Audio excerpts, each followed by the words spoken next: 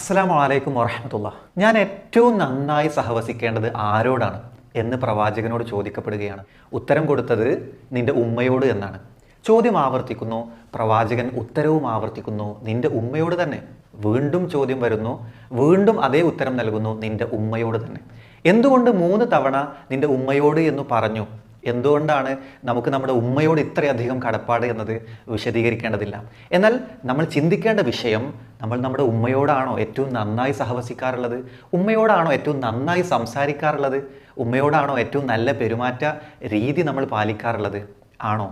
പലപ്പോഴും നമ്മുടെ ഫ്രണ്ട്സിൻ്റെ അടുത്ത്, നമ്മുടെ നാട്ടുകാരൻ്റെ അടുത്തൊക്കെ നമ്മൾ പറയുന്ന അതേ ശൈലിയിലും സംസാരിക്കുന്ന അതേ രൂപവുമാണോ നമ്മുടെ ഉമ്മയുടെ അടുത്ത് നമ്മൾ സ്വീകരിക്കാറുള്ളത്? അതുകൊണ്ട് ഒരു പുനരാലോചന ഈ വിഷയത്തിൽ നമ്മൾ നടത്തുക. ഒന്നോർക്കുക, നമ്മുടെ ഉമ്മയുടെ തൃപ്തിയിലാണ് പടച്ചവൻ്റെ തൃപ്തി കിടക്കുന്നത്.